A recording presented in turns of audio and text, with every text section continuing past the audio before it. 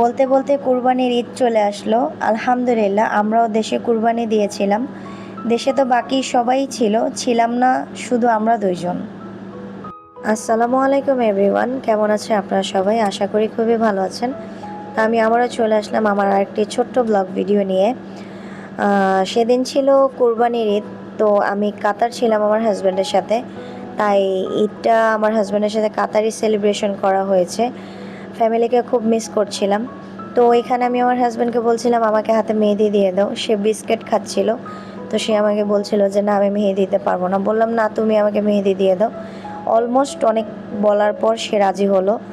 তো আমি ভাবলাম হাতে মেহেদি দেওয়ার আগে সকালে যেহেতু কালকে ঈদ, আমার হাজব্যান্ডের জন্য আমি হালকা কিছু মিষ্টি বানাই। আসলে আমার হাজব্যান্ড মিষ্টি কিছু খেতে চায় না, কারণ সে মিষ্টি অতটা পছন্দ করে না। তাই ভাবলাম অল্প মিষ্টি দিয়ে তার জন্য আমি একটু পায়েস রান্না করি। আসলে আমি পায়েস কখনো রান্না করিনি, ফার্স্ট টাইম আম্মুর থেকে রেসিপি নিয়েছিলাম। তো পোলাওর চাল দিয়ে আমার হাজব্যান্ডের জন্য আমি পায়েস রান্না করলাম একটু। এই তো আমার পায়েসটা অলমোস্ট হয়ে গিয়েছে। পায়েসটা আমি একটা বাটিতে ঢেলে দিয়েছিলাম একটু ঠান্ডা করার জন্য। আর এখানে আমি আমার হাজব্যান্ডের পাঞ্জাবিটা আয়রন করে দিয়েছি, এটা পরে সে সকালে নামাজ পড়তে যাবে। তো সব কাজ শেষ করে আমি আমার হাজব্যান্ডের কাছে মেহেদি দিতে বসে গিয়েছি। দেখলাম সে এখানে নিপ চেক করছিল। সে বলছিল যে নিপ ভালো করে চেক করে নেই, নিপ দিয়ে মেহেদি ভালোভাবে না আসলে মেহেদি সুন্দর করে হাতে বসবে না। তা আমি তাকে বলছিলাম যে তাড়াতাড়ি করে মেহেদি পরিয়ে দাও, সকালে আবার নামাজ পড়তে যাব, না হলে দেরি হয়ে যাবে। তো সে আমাকে এখানে সুন্দর করে মেহেদি পরিয়ে দিচ্ছিল। আলহামদুলিল্লাহ সে আমাকে সব ঈদের মধ্যে মেহেদি পরিয়ে দেয়। বিয়ের পর থেকে আমরা সব ঈদই একসাথে সেলিব্রেশন করেছি সব সময়। আসলে খুব খারাপ লাগছিল আমার হাজব্যান্ডের ফ্যামিলির জন্য, কারণ যারা প্রবাসে আছে ফ্যামিলি ছাড়া একা ঈদ কাটায়, ব্যাপারটা আসলে তারাই ফিল করতে পারবে। এই তো আমার মেহেদি দেওয়া শেষ। দুই হাতে আমার হাজব্যান্ড খুব সুন্দর করে আমাকে মেহেদি পরিয়ে দিয়েছিল। তা আমি তাকে বলছিলাম একটু ভিডিও করে দাও, এত সুন্দর করে মেহেদি পরিয়ে দিয়েছো। মাশাআল্লাহ আমার হাজব্যান্ড সব কিছুই খুব সুন্দরভাবে কমপ্লিট করতে পারে সব সময়। তো এরপর আর কোনো ক্লিপ নেওয়া হয়নি, আমি ঘুমিয়ে গিয়েছিলাম। সকালে উঠে শাওয়ার নিয়ে আমি আর আমার হাজব্যান্ড রেডি হয়ে নামাজের জন্য বের হয়ে গিয়েছিলাম। আমার হাজব্যান্ড আমাকে বলছিল তাড়াতাড়ি করো, না হলে নামাজে লেট হয়ে যাবে, গিয়ে নামাজ পাবো না। তো আমি আর আমার হাজব্যান্ড তাড়াহুড়া করে নামাজের জন্য যাচ্ছিলাম।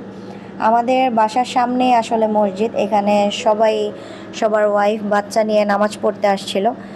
এটা আমার ফার্স্ট টাইম কাতারে আমার হাজব্যান্ডের সাথে একসাথে মসজিদে নামাজ পড়া। আল্লাহর দরবারে লাখো কোটি শুকরিয়া যে সে আমাকে আমার হাজব্যান্ডের সাথে মসজিদে নামাজ পড়ার তৌফিক দান করেছেন। আসলে ফ্যামিলির জন্য খারাপ লাগছিল, আবার ভালোও লাগছিল। ঈদের সকালটা নামাজ দিয়ে শুরু হয়েছে, হাজব্যান্ডের পাশে ছিলাম।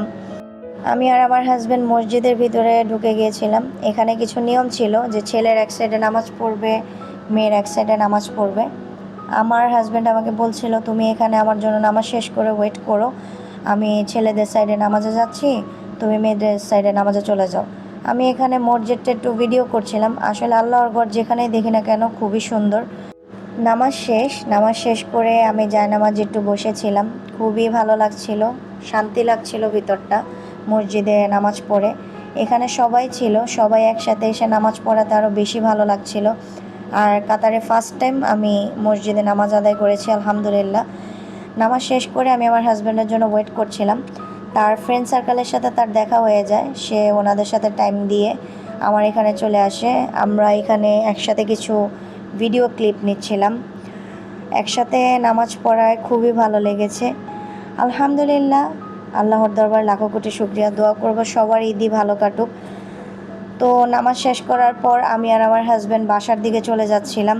বাসায় যেয়ে আমার হাজব্যান্ড আবার ডিউটি যাবে, ঈদের দিনও তার ছুটি নেই, ডিউটি করতে হবে। আমার কাছে খুবই খারাপ লাগছিল যে আজকের দিনে আমার হাজব্যান্ড বাসায় থাকবে না, ডিউটি করতে হবে। কী আর করার, আসলে প্রবাসীদের জীবনটা এমনই।